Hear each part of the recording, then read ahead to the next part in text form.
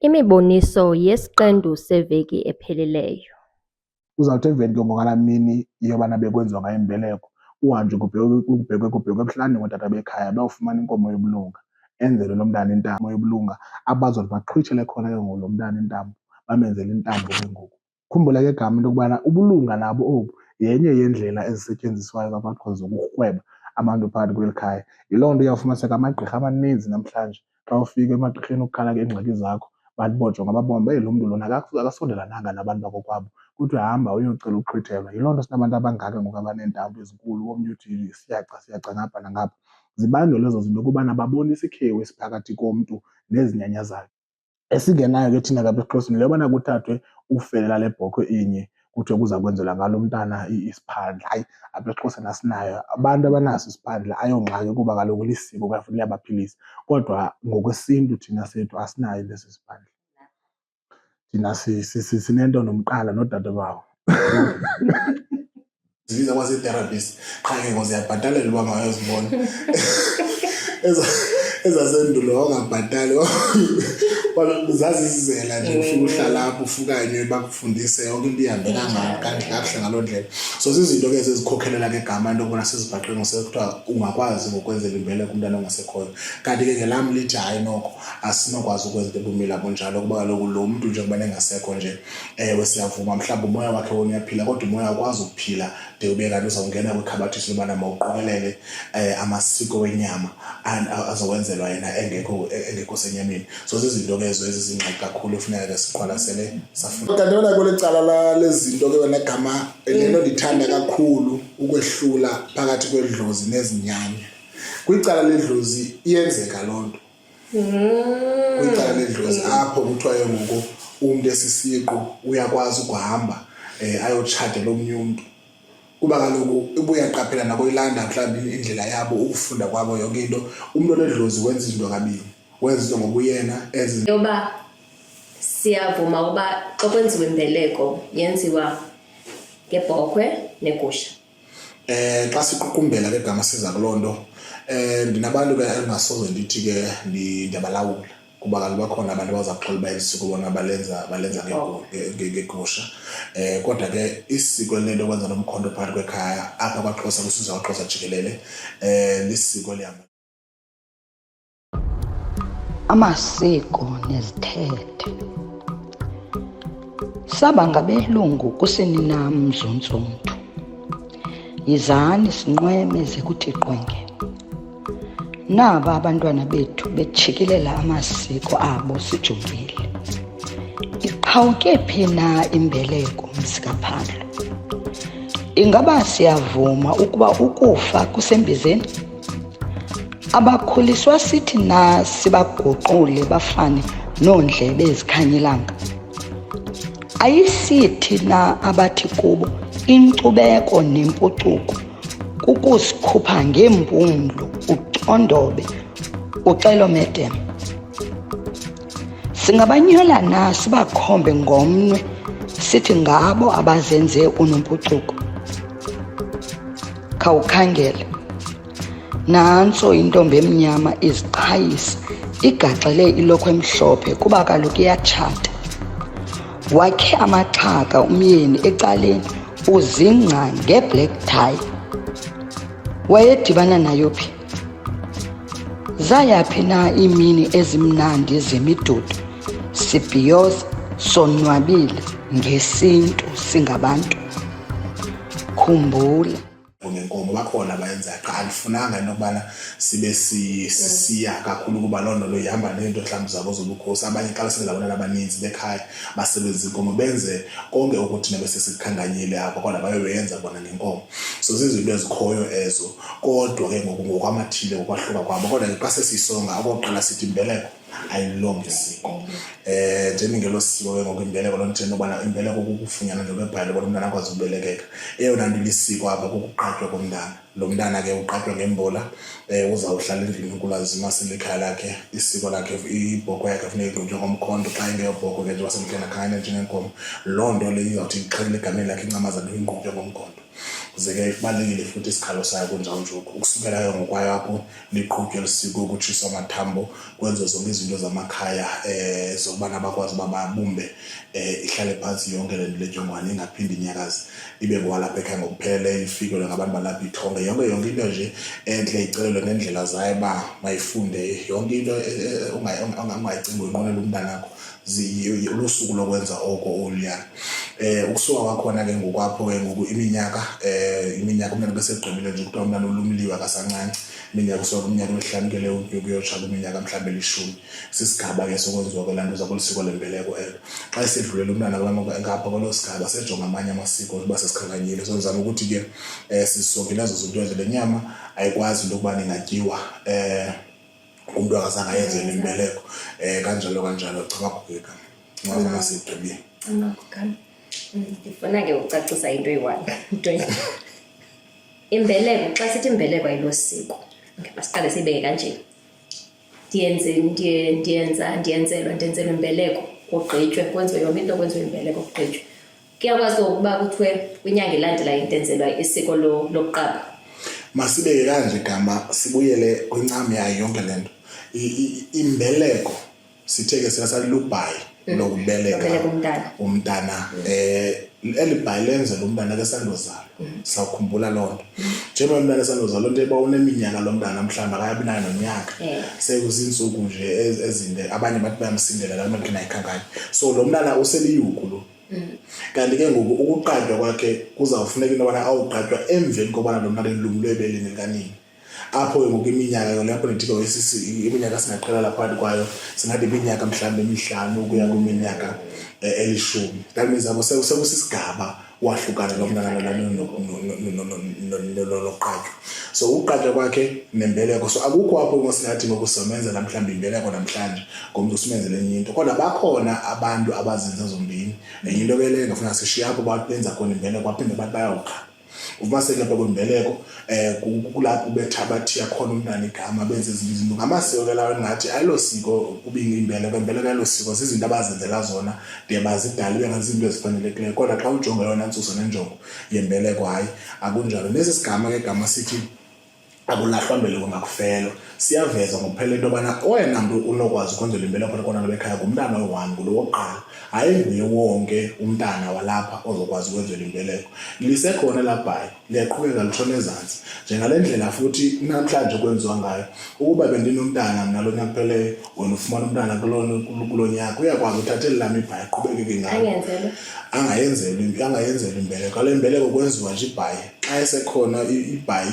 liyaqhubeka ibhayi liyahamba deliyani lode liyophela mhlawumbe liyophela emva kwabantwana abasixhenxe kuphinde ibe khona qala ukuthi hayi masiqale lenye ibhayi phansi kuphinde kwenziwe kuba kaloku ayilo siko le nto esifunayo leli ibhayi qha kanti ke ngokuqatywa umntana ngamnye siqo ngasinye funeke siqatyiwe ke fike xabathiso lakhe loba makaqatywe kanjalo ngoxa ndibeleke kule nyaka ozayo ndiphinda ndithatha kwa uthathe la bhayilini ngalo mazi umntana wesibini wenzelwe la imbeleko imbeleko le nto bayenjalo ifunyana kanjalo lento ndithi ke ngiqayisa ba akulahlwa mbeleko ngakufela njengoba le mbeleko isenza umntana engekazalwa asuke umntana athi shwa kangabikho angaphili la mbeleko ibiseyenziwe la game yomntana oqala iyalinda akuthiwa ngokuyilahleni iyalinda la mbeleko ilindile uba ngoku lo olandelayo umntana kuyasezalwa uzawumbatha yona iqhubeka ibheke phambili nomnye ayifumana kanjalo so kulwanto ke amaXhosa sesa kuleso sigaba ukubonisa nje ithemba kodwa ke yona nto bayithethayo enyanisweni uba lubhayi ulu into nje yokwembatha into nje yokwembatha azuthi kwenqaba ngingakhombisa yembatha ukuthi hayi akuzophinde kubekho umuntu mayolahlwa uzawusophinde iqalwe phansi izinto ezinjalo ke ezigama loo nto ke phofu abantu abaninzi lebantu kanayithetha nathi abantu bathi ke ngobona kukusindela komtshakazi kuba bona bayayazi uba abafuni ukwenza mbeleko umntana engekazalwa yabona bazamlinda umntana aza bese umntana ukhona ngokuze khona ukuthi abangani igusha pha abafana umntana ukhona kulindwe kwezomsuku mhlambi ke abanye zibasiboza abanye bazivike ezimbini yobana kube kanti ke ngokodata bayakwazi uyobona umntana de kube kanti bayamthi igama kwendlu yomdlezana so zizinto ke ngoku ezo ufuna sebabona hayi asiyenze engekazalwa masimlinde azalwe utsho kwenziwa imbeleko babaleke into yobana babe yingxalenye yesi sigama sithi akulahlwa mbeleko ngakufela iyavakala Iyavakala, niyazivela. Xa siyiqukumbela ke gama. Besikhe sabuzwa umbuzo apha umuntu ebuza ngenkomo yombulelo. Uba kwenziwa njani xa kubulelwa? Yenzelwa ebuhlanti, kuye kuthweni, kubakho iziselo ezininzi, kuyasilwa, kuyathwana. Yabona gama takufike lo mbuzo. Ndifuna ukuthetha abana gama lento ndikwana siyigcine lento engalahleki le. Indlela gama yokubulela amanyanga asekhaya kukwenza amasiko asekhaya. Asinayo indlela yobana ngoku ndiyobulela ndesisiqo. Apho ndizawufika ndithi ndinguAvule kaMmango ndiyabulela bomasoko ngoba nendenzelele into naleni into. Zinto ezingekhoyo gama ezo ezikhulayo ngenxa yoba sinamagama esawathiya sabe kumhlinzelo. La magama esawathiya ke ngokulamasiko ngawo labangela uba ngoku umuntu azive engathi ndingakwazi uhamba ngoku ndiye esihlanti ndiyobulela ndiyabulela ngale moto nindinike yona. Inyaniso nje emsulwa leyo gama abantu bayayenza loo nto wena majola kodwa ayonto ifanelekileyo ubana kukuyobulela usisiqo. Singake sithi emveni kwabana umzekelo kuba kamnandi le nkqubo izawuphuma sithi abantu abaninzi mabekhe basibhale ba emveni ba umuntu wayobulela kwakushiyeka kusenzeka ntoni. Uyawufumaniseka into yokubana omnye uzaxela uba waphela umsebenzi, omnye ndawo nayo loo moto, omnye kwathi kuba kaloku ayikho asinalo isiko lokubana uyobulela usisiqo. Into efamba umuntu uyayenza ukuqhubeka nokwenza amasiko akokwabo. Lo uthe wanikwa amandla wokwenza makavale izinto ukubulela kwakho phakathi kwekhaya njengoba namhlanje ndimbokosebenza kakuhle umuntu akothi upha uyashota kanadeki ndivale zazinto zinjengeziyana ngoba amandla ngobasathweswe mina ngomso iyaba ngomnye onamandla kanti xa ndizawusuka ngoku mna ndiyomexhandi ndithi ndizozibulelela ndenze ikakhulukazi xa uzawuphatha khona into yokuhlaba amatyala welikhaya uqinisekile nabaphelile. Sisiqalo eso ba akukho umuntu olapha kwakwekhaya wakhe walapha engenziwanga na. Abantu abadala bafakiwe nabaphakathi kwekhaya. Zonke ezo zinto ezogama zizinto ezinamasiko ajonge ukwenziwa. Suka endaweni yobana ngokwena uthi ndiyobulela ngenkomo thatha igxathu lobana ubize ikhaya ubize notwana ibhunga lihlale phansi ekhaya kujonge ubana akho umuntu ongazangenzelwe na wonke umuntu lapha ekhaya wayenzelwe na. Xa sowuqinisekileyo ngoba ayakho umuntu ngayonento akhala ngayo uqalise ke ngokuthi ke ngokwake ndihamba le ntuza le nkomo ndizayihlaba le njengenkomo yokubulela siyanibulela mathile siyanibona nisebenza udadewethu useyunivesithi ubani banosendaweni ethile zonke izinto ezinhle ungaphelelisi kuwe. Zonke izinto ezinhle ezenziwa ngamathile enizirecognize njengabantwana belikhaya basiyabulela ukwenza kwenu qhubekani nenze mathile. Uyabona into wrong ukileba ngokuza hamba ngokumandi yomandi sisiqo ndithi hayi ndiyabulela isho ke ngokulondo le ivule intoni imchile ngokwenziwa kwento ngendlela ezirong ngakhona. Kulapho ndisho lithi abantu abaninzi asebelenzile lo msebenzi uzukuqonde uba bangaphi abantu abaninzi abathembe besokozo lo msebenzi zatshabana lezo zinto zibulela. Mandisekelise kanje igama utata uJola pha ekhaya xa ithenga inkomo uyahamba afika emebuhlanga athi ndiyabulela ngale nkomo andisayifuneki. Naye ndifuna umzekelo ophilayo kuba kaloku unobangela uba kaloku ubulela uthi bayidanele ngoku enkosi kanti ke xa uqhubelekisa lo mbulelo ubonisa nezenzo nokwenza amasiko kokwenu kutsho kwandeke ngaphezulu. Uthe emva kwalonyaka kuphele ubuza ukuthi hayi ndithenge inkomo ubuye ukuthi ndithenge nehashi ke ndibona nje ikhona ngoku nebhokhwe ikhona ngoku nento ethile. Uyabona oko ke ngoku endaweni ba uthi hayi ngoku ndiyakubulela hayi ngibambe kanjalo uyavula esikhe usubana konke ukunto ezinhle ziqhubekeke zize. Asithi umuntu xa ezivene empokotho ukuthi imvuma makangenzi into egamela lo kodwa makenza amasiko labe kufama yenziwa apha kwelikhaya. Utata omdala zangabuyiswe ubani zangathi kwena ndlela ke ngoyibulala ke ngoleyo gama. Ngamanye amazwi kuye kuthiwe kumanye amazwi ilanto yoba kuthiwe hayi ngizonukisa nje apha endlini. Ukunukisa ke ngokugama akudibelanga nesiko lokubulela. Ile nto ndithi ke ngoku apha abantu abaninzi bafuna ukwenza ngathi ngokulisiko ngokwento kubana xa uthe mhlawumbi waphumelela waye kuyohlala wahlala endaweni ezibhetele wanemali waqhuba imoto ezindlu zakho zihamba kakuhle fanele uba ngokuhambe wena usisiqu uyobulela kanti ukubulela kwakho mabe ukubulela kwakho ngokwezenzo de ubulele namanyanga wenza amasiko abantu balapha ekhaya ubonisa into kubana njengomuntu lapha ndiyabona bapha kuyashota pha kuyapha kwabaphilayo nabasenyameni kumbulelo lo upheleleyo kusuka ke ngokwapha wena gama ke ngoku xa ke ngoku uzosuka ndifuna kulo mbuzo wakho ba xa uzosuka ke ngoku umuntu ke ngokwesisiqo esithi ngokuyobulela uzitsalela amanzi ngomsele uziphathela nengqombo angayaziyo yena uba ingqombo ezanjani ngoba ke lixesha uthakaphi kodwa nesenzo sakho sokuhamba uyobulela uthe kanti ngoku uvuselele into nodadewabo uthile kwelikhaya zangenzelwe into basho odadewabo abadala xa uzobakho inkomo ehamba amahala ndibe mna ndingazange ndilaa nto uba ndixabise kangamusapho kwelikhaya zezi zinto ke ngokuba zitsala umuntu engazazi ngoba nathi hayi ndiyokuzikho mombulelo into ke endifuna uyivelela yile umqombothi ukusilwa komqombothi phakathi kwekhaya ayingowesiko xa usile umqombothi amathile njengoba ndisila ngokwapha ndibiza abantu abadala ndithi nje sondelani manje sanikhumbuza ndiyanipha nansi ibhekile yabona loo nto niyenzayo uwenza egameni lokubana utheni uyababonisa ba siyanazi banikhona unkulumbano lwenu rhabulani apha baza abantu belali kube kuhle kube nto kuhlaleke phansi awukhange apho ubekani ngokuzawuhlaba ilantuza ibhoko okanye mhlawumbe uhlaba inkomo usithi ngegameni lokubulela kodwa kuloo nto njengaleyo ungasuke ke ngoku ufake mhlawumbe igusha uthi hayi ngale gusha ke ngoku ndifuna into yobana abantu balapha abakhoya abapha ekhaya batye kanti xa umsebenzi uzawungqala unika igama njengomuntu mhlawumbe umuntu ongumama simenzele sithi hayi simpha mhlawumbe inkobe okanye senza loo nto simenzele itike lamagama namhlanje zizinto okwenza uzothi xa uzozenza uzenze ke ngokuhambe into yobana kufuneke kude kumiwe kuthethwe naye lo muntu ubana hayi bani senzela wena ngoku siyakupha uyabona zizinto ke ezo nditsho ndithi ngelinye ixesha umntu acima afama amatyala wekho kuba enze gama amasiko otata alibali into yobana bakhona oomama kule khaya bakhona bendi apha uba wena uthini ngabo uyabona kuba kaloku koko kwenza akusho uba awona abantu izinyanya zinamandla ngamadoda kuphela zonke izinyanya zidibene loo nto ibalulekile ngoku nokuhlanjululwa kwazo futhi kunjalo ngenye ixesha kuba kuzawubakho izinto eziroko ezenzekayo okanye mhlawumbi omnye wakho wabulala umntu asimazi ngoku kubalulekile ngenye ixesha futhi ukwenza isiko lokuhlanjulula asenze umsebenzi obumi lapho njengoku zizinto ke ezo zithi ke ngoku ndiyabulela kuba ngoku mnambusa nawo amandla kwangoku ndiyakwazi uba ndihambe ndonceda abantu basekhaya ndincede nakweli cala asinalo nje lobana ukuthi ngoku ndisisiqo hayi ndizobulela kuba ndithe ndathenga le moto ndiyithengileyo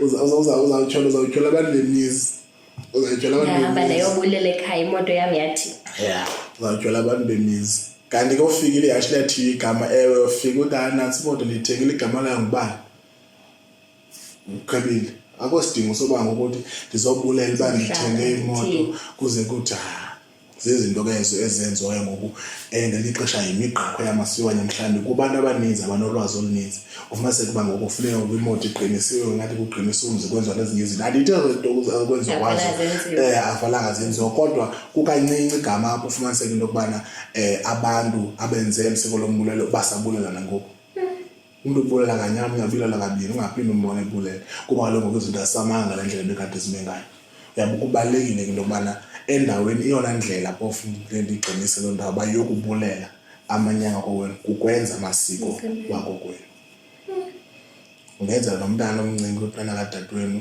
imbeleko ngumbulelo lo yabona loo nto nje uyenzayo umbulelo ukubonisa into yokubana njengoba ndilapha ndisebenza andisebenzeli mna ndisisiqo ndisebenzela usapho lonke uyavala enjalo gama hayi uzivele ke sisi sendibele nje igama kodwa ke uzivele qala ukhangele kuqala phaa endlini into yoba zeziphi ngawapha amatyala enisafuneka niwalungisile ngubani udaba ongakhange enzelwe ngubani umalume ongakhange enzelwe ulungise apha njalo amaguga hayi siyabulela rhoyi yabona mhlawumbe mama ufuna ubulela nawe hayi nabento thuka naleyo nkomo uhlala nangenkomo abantu abaninzi bayayenza abantu abaninzi bayawenza lamasiko mandifanise umzekelo nje kuba uzawugoduka ngoku umuntu ozoqala into yokubana njengoba umzekelo mna ndingumuntu ongadohoziyo kulo nyaka kuthiwe mandiye engcwabeni ndifike ndihlina amangcwaba ndicele khona umsebenzi. Zizinto ezo gama ezisebenzayo kwezinye izizwe nakwabanye abantu azisebenzi nabo kumntu engumXhosa.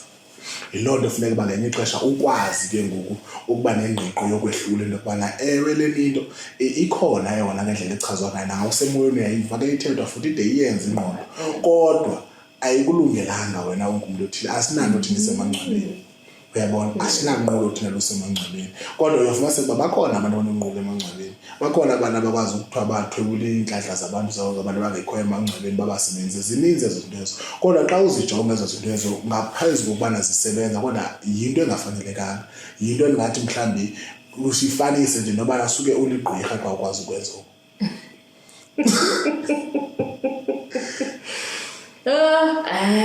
Njalo gama sisebenzi ngamaXhosa into usexhantini wenze kakuhle izinto zakho uthethe emthunyameni zonke izinto zakho.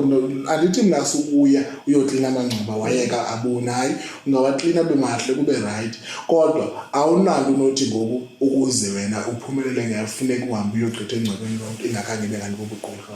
Siyahlonipha ingcwaba thina ngalo lonke ixesha sihlonipha ingcwaba selibekwe enkundleni sithi sibiyele ngoselapha enkundleni kodwa besibeka ngokwethu simjongile uba ngutata labo sifuna agade umzi wakhe kodwa siphinde sibe ngabantu abangafuni into idlalanga kulaa ngcwaba ukubonisa into yobana siyalihlonipha lo mntu njengengasekho nje kuyode futhi kuyophela wonke umntu olalayo uyahlonitshwa uyazilelwa zonke ezo zinto ezo. Ngakho ke obu buchule ngokubaza bona nabo ubuchule ewe obukhoyo but buhamba nolwazi kodwa ibe into engafanelekanga le kanti umntu uyakwazi ukuyenza. Njengoba thina sikhe sihambe uyoncokola ufike uthethe tata mboroze konke nje uncokola. Noko gama ndingathi ka ndichaza kukuthetha ngokolwazi nokwenhliziyo ngoba usuku uvuke ekuseni ngalo lonke ixesha wenqaba ingcwaba lakadala lapha emveni kwendlu uyakhona kusukukho lento mhlawumbi ikhumbuza into yobana nami ndandinayo tata ibe ngathi ke nxa kusondele thambo ecangwe thambo lakhe ungambona ungathetha naye. Loo nto ke anothi sikhona isiphene kuloo nto leyo kodwa isiphene sisobala ngoku uye ngokupha ngenjongo yokubana wena uzawuthi ufumane izinto ezithile uba uyocela iswiti tata uzakupha iswiti. Yinto ke ngoku leyo ke ngoku engasekho engqiqweni eyiyo mhlawumbi esintwini kodwa xa uyazi uba wena uneenjongo zakho mhlawumbi zokusebenzisa la mandla katata nento ezithile bazakuyisa abantu okanye bazakwazi umntu bakuthiwa hayi yenze okude kubekho namasiko namakhandlela lento zinto bomba azidibenanga ba bekufama zibe zenziwe engcwabeni. Ingcwaba liyahlonitshwa zezinto ke mna ndizigatyayo. So ukuthetha komntu mhlawumbi anye umntu athi uyobona ingcwaba lakatata liphukanga mhlawumbi omnye babelenzela ne-Facebook lalihle i-Facebook ayiwanga ngoku iifestire zakhe zisavalekile yonke laa nto. So zizinto ezo ezingeyongqa kuyafana nokuhamba uyotshenta uligade nje ulijonge ulilondoloze ngalo ekugqibeleni likhona ithambo lakhe phaa nomoya wakhe mhlawumbi angahamba bekhona ngelinye ixesha xa siya kubantu bakamoya kodwa ke uzama ukuthi ayonto ngokuwena ongabacaba hayi oko yinto ngokufuna nawe nalo mntu yezala enzoko iba nje laa ntliziyo yobana mhlawumbi xa ujonge njengokuselusa ubona abantwana benotata uqobe nam ntani naye utsho uphele sewami uyekeza into enjalo leyo kodwa akho nto ongayizuza ngokupheleleyo thina abantu bomthonyama esengcwabeni. Asinanto esengcwabeni asinanqolo esengcwabeni kukudlula nje koloo nto nalo siko mhlawumbi lifunisa into yobana kuyojonga ithambo lomntu balilele iphi ivame into yokubana ke ngamasiko mhlawumbi apho sifuna omnye umntu esingamaziyo kufuneke ngoba kuyonxulunyaniswa ngamathambo hayi ubandulele lapho kuzotsho ngoku kufuneke kuphakame lo moya walo mntu ongalalanga apha abantu badala abantu bakushota abantu zizinto ezizulu ke ngokwezo nazo ziyafuna uba zicakacenge yazo indlela yabo. So loo nto bangaliba mandithi ndithi abona abantu bazi into ezisemangcwabeni ngabantu abanobuchule bokusebenza into zamangcwaba. Ngakho ke zinto ezihamba ziyodibanisa ebugqirheni ezo kuba ngoku wenzisa umntu omdala ungayingqele uyampazamisa. Labe uzasebenza hayi babasebenzisa yo abazange beza ngapha impundulo uthatha iqhego kwezwe bawo awusabapholisa abantu balale ngoqola nje. Ayibona loo nto le. Hayi ke mfoka hoyi xa bekufuna ke abantu bakufumana phi isichazelo ufumaneka phi wenza ntoni bakakhangelaphi? Sezibeni izigaba ngcono ndiyaqala uba ndifumaneka kodwa okokuqala ke intsusa apho sasidibene khona okokuqala which is uTikTok. Usihlulele kuTikTok ngoku ndizame uvula ikhasi elitsha phaa kuFacebook MA Mango. Lo MA Mango ngabantwana ndizathanda umbuza lo MA Mango. Lo MA Mango waqala sisiqhulu kodwa namthanda kakhulu kuba igama lika Tata Mzalayo nguMandisi. So ukudibana ke ngokwamagama la uyakhumbula lapha esiXhoseni xa sithethayo ukuthi ngubani kabani. So ke ngonatsho ke ngonangumanda natsho nangu avile ngokamandisi. So kwadibana ke ngoku abamkodwa ukuqala kwayo yayisiqhulo enanizibizela sona ukuba nibaleka lento kaAV ekhaya ke baninzi waviwe ngoba ngoku nanqoma soba ngoAV sonke nangomu AV ecale kwakho ave womuntu. So ukusuka kwayo ngapho nasebenza kwesigama sika MA. So ngokuba ke kudityaniswa kwegama likaTata nelami then ke ifani bengumango ke ngokuqhelekileyo. So ke uEmi Mango ipage nayo pha ku Facebook ku YouTube ngondikhona ngenile kodwa ke kusencinci kodwa umsebenzi omkhulu yeza pha ku YouTube kakhulukazi lo nyaka zayo beze radio stations ke ngokwesebenzana nazo uMdantsane FM True FM ongcobo vukani phana phasi siyavela phinde ngexeshanye sinequmrhu esinalo ngoku eniphansi kwalo ibhunga lomthonyama limemelela iBuyambo ke ngakho ke yonke into ongayicingela esintu ikhona pha kwibhunga lomthonyama anqonde ba ikhona ngekhoyo. Ibhunga lomthonyama liphi lona? Ibhunga lomthonyama lisekelezele phansi kwabantu abamemelela iBuyambo kodwa alithe uyakhumbula into bona iyona ndabano ethi iqale kakhulu ku TikTok. So usokuthi ku TikTok ngosanga abantu ngabacakaca bethetha ngelantuza ngesintu sisamumelele kakhulu iBuyambo apho ngosifundisa abantu ngamasiko abo nezithethe yonke into. So ukusuka kwayo ngokapho sabona ba man masenza into ngalento kuba ngokunoku bese kuphela unyaka kanye mhlawumbe emva kweminyaka onesiqingatha sikwibhunga lo sebhali singekabizi balibhunga sasaletha wegama livulekile ngoli one of NGOs ezikhoyo liqumrhu elaziwayo sasho sasebenzisana namanye amaqumrhu inkolo kanti jikelele zimaninzi kwamanye amaqumrhu asebenzisana naso senzama ukuthi ke kulapho nikhoyo ayikho into enesintu phakathi engekho ikakhulukazi kwezinto zi-digital most yazi kuba lokho asikho sendaweni enye ngokuhlala umzekelo mnandi lapha eGoli kodwa ndixhumana nabantu abangaphaya ezilalini omnye useBhayi omnye useKapa kodwa ibe injongo into enye ngakho xa ke uthethe isintu nami ndithethe isintu lulimo olunye awolo asikwazi uba masinase ngakhabana siyehluka ke mhlawumbe ngexesha ngeyindinqike yoba hayi wena ngokwaselalini yakho nenza ngolu hlobo omnye konenza ngolu hlobo lana kodwa sibuye uba egqibeleni sobe isintu sithini phezu kwento so loo nto ke isenza basiqhubeke sibumbane ke gama kunjalo. Napha kuMdantsane FM ngeke ndakubona uba bakhona qho kumdantsane sidlala iminombo kuMdantsane FM sinqubo zimbini phofu kwala zombili zezeminombo kukho iminombo ngokwesizwe kubekho iminombo ngokweziduko.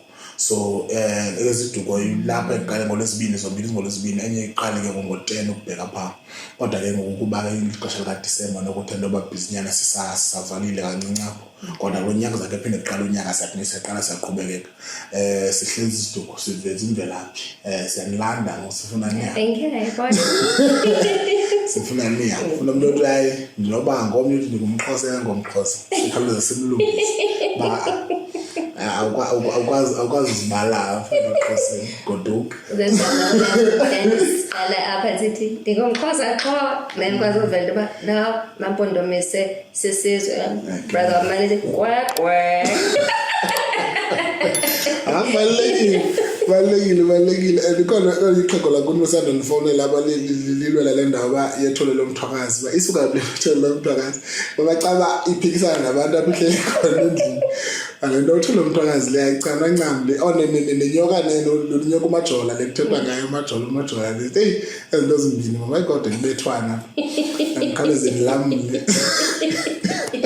ikhalani lento yami nesizwe sami ngincane siyeke salona siyekeni isizwe sakho kodwa ke manje itshona athole lo mthwakazi into kubana unobangela obana isizwe senu sizive engathi singamaXhosa kwenxa yobudlelwano obukhoyo phakathi kwamaXhosa namampondomise ngoba ubuyajonga kungaphi ukuthathelana okwenzekileyo phakathi kwezi zibini umzekelo oChawe umama kaChawe usuka kwesizwe senu lo Chawe babetha ngesifuba amaXhosa ngapha so lenza ukuthi ba ubudlelwano obuninzi and nakhona nakasijoga kwimbali akukho apho amampondomise akaphakamiselana imikhondo namaXhosa kodwa ezinye izizwe uyihamba ubombo pha khona bekhona ukungafani pha ngokwezathu ke ezithile kodwa ngenza ukusho ba de futhi amampondomise lamaXhosa into enye manje iyafana ngoba basondelene kakhulu abo bantu ngaba ndiyakukhohlisa basondelene kakhulu de futhi nedulo loba kube kanti ulantuza umcirha uthatha isihlalo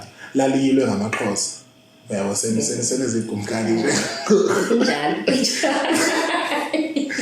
gqele isilwa gqini ngalona phakathi yobugumkani so ngizamutsha hayi yena gama enyanisweni emsulwa nje londo leyo yinto ekhoyo yembala amampondomise adalibale futhi njalo nje and akukho apho umhlaba amaXhosa akho khona amampondomise ngakho khona yinye into ofuna uyiqaphe lapho nesizwe ba akukho lokho kuthiwa ungayandawo namhlanje amaXhosa amampondomise sinabo umzekelo laphela li sinabo oqengeba omphanko uyabona izinto nje veza aba ayisosiduko esikude kunesizwe samaXhosa uyabona lesiganeko kesimandi esikanongqawusi sizwe samaXhosa sinodwa ngamampondomise uyabona zebenza ukuthi babuninzi nje ubuhlobo sinamampondomise asokwanapho kolecaleni phasi babiza ngomhlatyana